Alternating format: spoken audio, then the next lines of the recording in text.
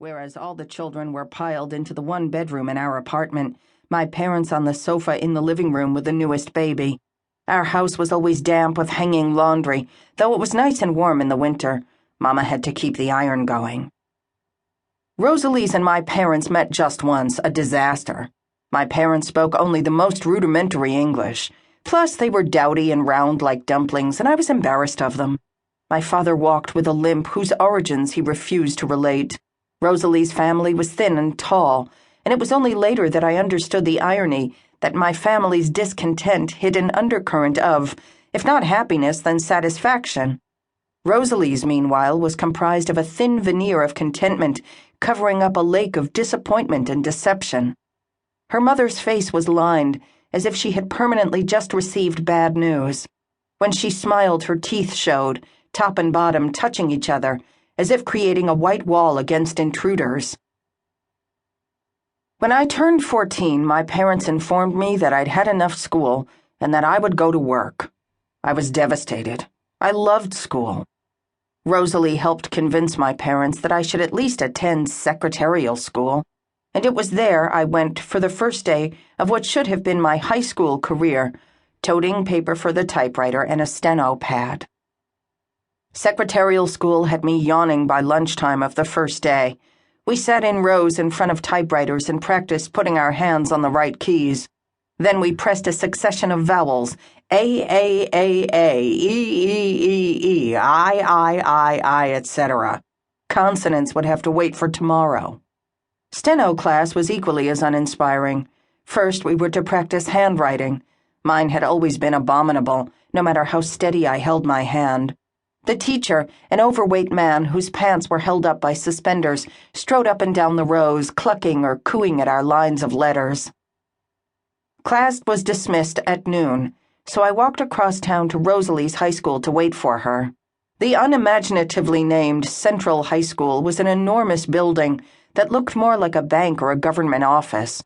I opened one of the big doors and went inside in search of a bubbler, and just then a bell rang. Students streamed out of classrooms, a storm moving in from Lake Superior, fast and windy. I got swept up in the crowd and found myself in a classroom. Before I could leave, the teacher closed the door and began to take roll. The perspiration under my arms began to spread as the teacher moved down the list. The names were a mix of ethnicities, German and Hungarian and Finnish and Irish and Polish, and she got to the end of the list and asked, "Is there anyone whose name I haven't called?" 5 or 6 students raised their hands. "Please come up and add your name to the roster," the teacher said. So I stood up with the rest of them and added Frances Frankowski in my spindly handwriting. Then I sat back down and took out my steno pad. Everyone else had a composition notebook. The teacher wrote her name on the board, Mrs. Hanson.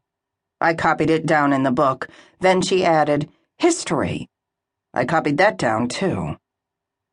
"What is history?" she wrote under her name. Then she turned around. "Well, class?" she asked. "What is history?" A boy in front raised his hand. Mrs. Hanson nodded at him. "Say your name first," she said. His voice broke as he spoke, but Mrs. Hanson suppressed the giggles with a look. "Johnson, Peter. History is what happened in the past." Mrs. Hanson nodded, considering the answer. "Good. What's the oldest history book you can think of?" A small blonde girl raised her hand, sitting on the edge of her chair. "Joanne McIntosh," she said. "McIntosh Joanne. The Bible." I happened to know that there were books written by Greeks and Romans much older than the Bible, but I didn't correct her. "Okay," said Mrs. Hanson.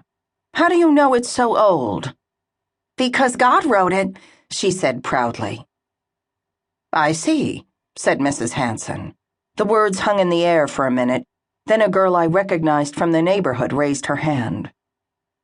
"Actually, wasn't it written by Moses? And then the other books in it were written by the people who have their names on them?" "Very good. What was your name?" "Sonnen, Jessica."